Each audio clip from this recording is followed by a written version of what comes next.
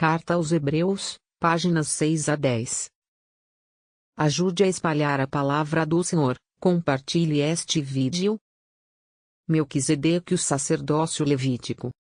Este Melquisedeque, rei de Salém, sacerdote de Deus Altíssimo, saiu ao encontro de Abraão, quando este regressava da vitória sobre os reis, e o abençoou.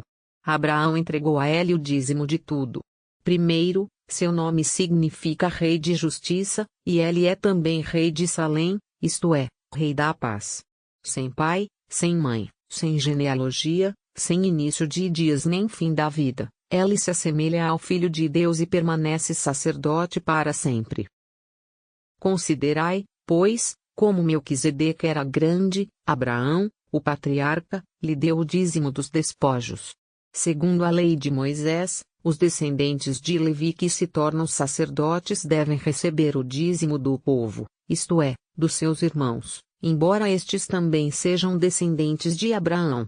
Melquisedeque, porém, sem figurar entre os descendentes de Levi, recebeu o dízimo de Abraão e ainda lhe deu sua bênção, a ele que havia recebido as promessas de Deus. Ora, aquele que recebe a bênção é, sem dúvida, menos importante do que aquele que a dá. Além disso, os filhos de Levi, que recebem o dízimo, são homens mortais. Lá, porém, o dízimo foi recebido por alguém do qual se declara que está vivo. Podemos até dizer que, na pessoa de Abraão, aquele que devia receber o dízimo, Levi, entregou o dízimo, pois ele estava no corpo do seu antepassado Abraão, quando Melquisedeque veio ao seu encontro. O sacerdócio levítico não representa a perfeição, embora com base nele o povo tenha recebido a lei.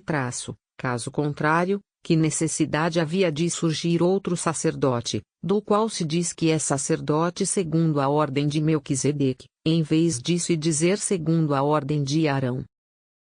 Mudou o sacerdócio, então necessariamente muda também a lei. Pois aquele de quem se dizem estas coisas não é da tribo de Levi, mas de outra tribo, da qual nenhum membro jamais exerceu o serviço do altar, pois é evidente que nosso Senhor descende da tribo de Judá, que Moisés não menciona ao falar dos sacerdotes. Tudo isso fica mais evidente ainda quando, à semelhança de Melquisedeque, surge outro sacerdote, não segundo a regra de um mandato humano, mas segundo o poder de uma vida indestrutível. Pois ele recebe este testemunho: tu és sacerdote para sempre segundo a ordem de Melquisedeque. Este fato significa a abrogação do preceito anterior, por ser fraco e inútil, pois a lei não levou nada à perfeição. Mas significa também a introdução de uma esperança melhor, que nos permite aproximar-nos de Deus. Tanto que isto não aconteceu sem prestação de juramento. Os outros tornaram-se sacerdotes sem que alguém prestasse juramento, Jesus, porém, tornou-se sacerdote em virtude do juramento daquele que lhe disse: o Senhor jurou e não voltará atrás, tu és sacerdote para sempre.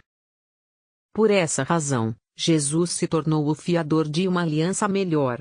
Há outra diferença ainda: os sacerdotes da antiga aliança sucediam-se em grande número, porque a morte os impedia de permanecer. Jesus, porém, uma vez que permanece para sempre, possui um sacerdócio que não passa.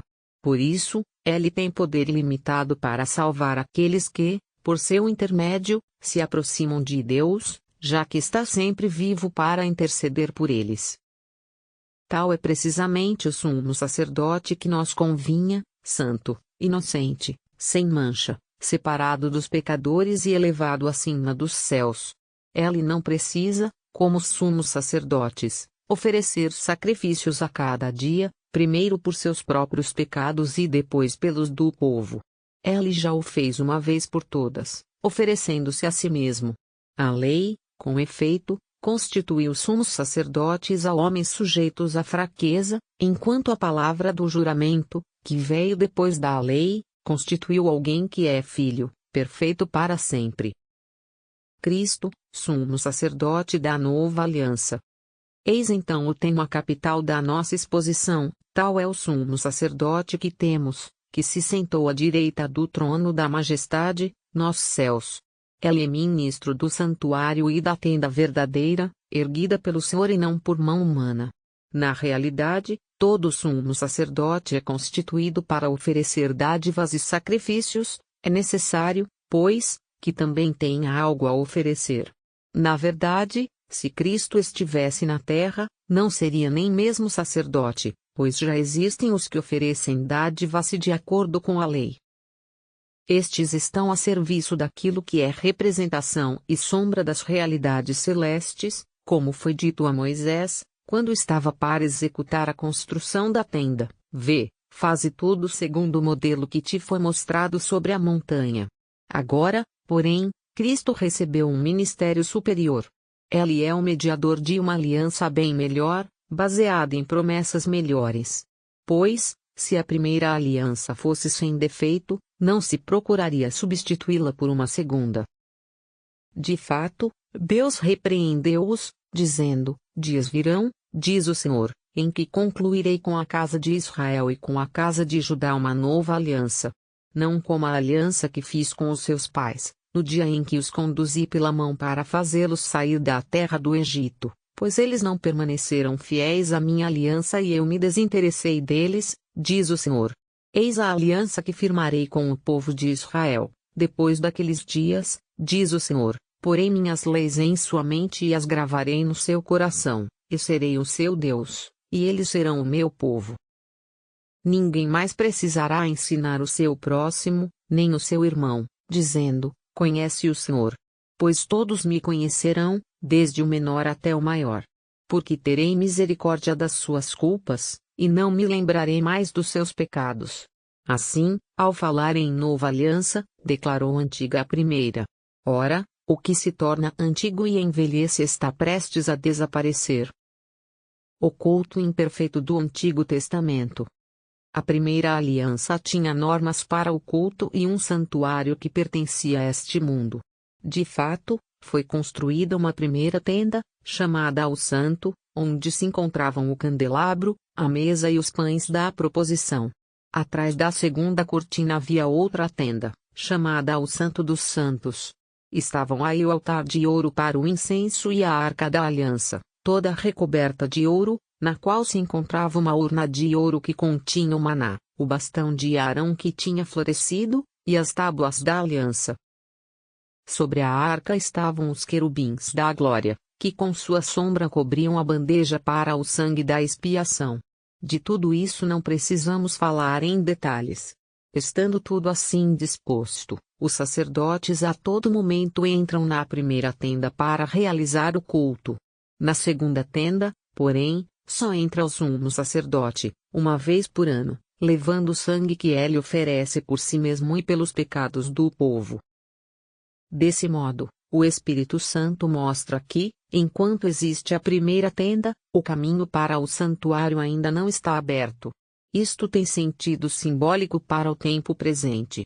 As dádivas e sacrifícios oferecidos são incapazes de tornar íntegra a consciência daquele que os oferece. Baseados em alimentos, bebidas e diferentes tipos de purificação com água, não passam de prescrições humanas, válidas até o momento de serem substituídas por algo melhor. O sacrifício único de Cristo.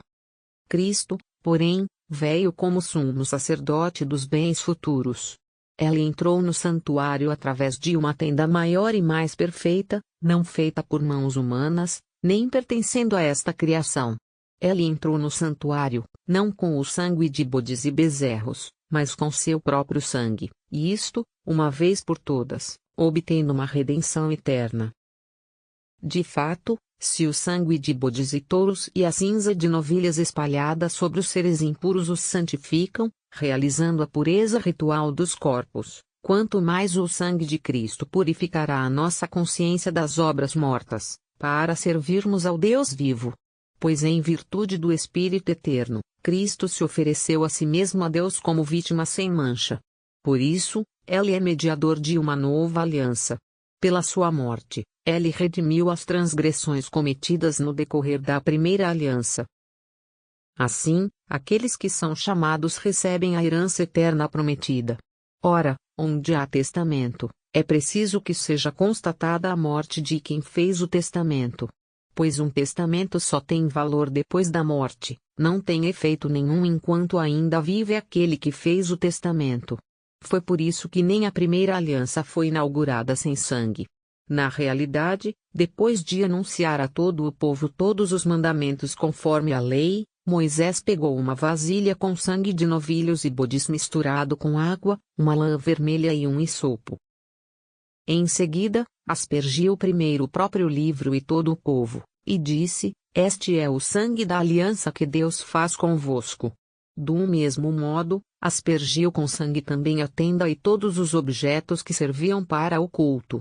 E assim, segundo a lei, quase todas as coisas são purificadas com sangue, e sem derramamento de sangue não existe perdão.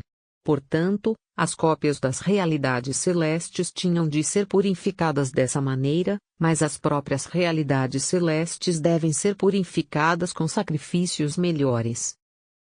De fato, Cristo não entrou num santuário feito por mão humana, imitação do verdadeiro, mas no próprio céu, a fim de comparecer, agora, na presença de Deus, em nosso favor. E não foi para se oferecer a si muitas vezes, como o sumo sacerdote cada ano entra no santuário com sangue alheio. Porque, se assim fosse, deveria ter sofrido muitas vezes desde a origem do mundo. Mas foi agora, na plenitude dos tempos, que, uma vez por todas, ele se manifestou para destruir o pecado pela imolação de si mesmo. E como está determinado que os homens morram uma só vez, e depois venha o julgamento, assim também Cristo, oferecido uma vez por todas para tirar os pecados da multidão, aparecerá uma segunda vez, não mais em relação ao pecado, mas para salvar aqueles que o esperam. Jesus suplanta os sacrifícios imperfeitos. A lei contém apenas a sombra dos bens futuros, não a expressão exata da realidade. Por isso, com os seus sacrifícios sempre iguais e continuamente repetidos cada ano, ela é totalmente incapaz de levar à perfeição aqueles que se aproximam para oferecê-los. Caso contrário, não se teria deixado de oferecê-los, pois os que prestam culto, uma vez purificados, já não teriam consciência alguma dos pecados. Mas, ao contrário, é por meio destes sacrifícios que anualmente se renova a memória dos pecados, pois é impossível eliminar os pecados com o sangue de touros e bodes. Por essa razão, ao entrar no mundo, Cristo declara: Não quiseste vítima nem oferenda, mas formaste um corpo para mim. Não foram do teu agrado holocaustos nem sacrifícios pelo pecado. Então eu disse: Eis que eu vim, ó Deus, para fazer a tua vontade, como no livro está escrito a meu respeito. Na frase inicial, ele disse: Não quiseste, nem foram do teu agrado, vítimas e oferendas, holocaustos e sacrifícios pelo pecado, coisas oferecidas segundo a lei. E então declarou: Eis que eu vim para fazer a tua vontade. Com isso, ele suprime o primeiro sacrifício, para estabelecer o segundo. É em virtude desta vontade que somos santificados pela oferenda do corpo de Jesus Cristo, realizada uma vez por todas. Todo sacerdote se apresenta diariamente para realizar o culto, oferecendo muitas vezes os mesmos sacrifícios, incapazes de remover os pecados. Cristo, ao contrário, depois de ter oferecido um sacrifício único pelos pecados, sentou-se para sempre à direita de Deus. Não lhe resta mais senão esperar até que seus inimigos sejam postos como apoio sob os seus pés. De fato, com esta única oblação, levou à perfeição definitiva os que são por ele santificados. Também o Espírito Santo nos atesta a isso, de fato, depois de ter dito: Eis a aliança que farei com eles, depois daqueles dias, o Senhor acrescenta, pondo as minhas leis nos seus corações e inscrevendo-as na sua mente, não me lembrarei mais dos seus pecados, nem das suas iniquidades. Onde, pois, existe o perdão, já não se faz oferenda pelo pecado. Exortação à confiança. Temos, pois, irmãos, a ousadia de entrar no santuário, pelo sangue de Jesus, pelo caminho novo e vivo, que ele inaugurou para nós, passando através da cortina, quer dizer, através da sua humanidade. Temos um grande sacerdote que está à frente da casa de Deus. Aproximemo-nos, portanto, de coração sincero e cheio de fé, com o coração purificado de toda a má consciência e o corpo lavado com água pura. Continuemos a afirmar a nossa esperança, sem esmorecer, pois aquele que fez a promessa é fiel. Estejamos atentos uns aos outros, para nos incentivar ao amor fraterno e às boas obras. Não abandonemos as nossas assembleias, como alguns costumam fazer. Antes, procuremos animar-nos mutuamente, tanto mais que vedes o dia aproximar-se. Advertência contra a apostasia. De fato, se teimarmos em continuar pecando, depois de termos recebido o conhecimento da verdade, já não há sacrifícios pelos pecados. Resta apenas a terrível expectativa do julgamento e o ardor de um fogo para devorar os rebeldes. Quem desobedeça a lei de Moisés é condenado à morte, sem misericórdia, com base no testemunho de 2 ou 3 pessoas.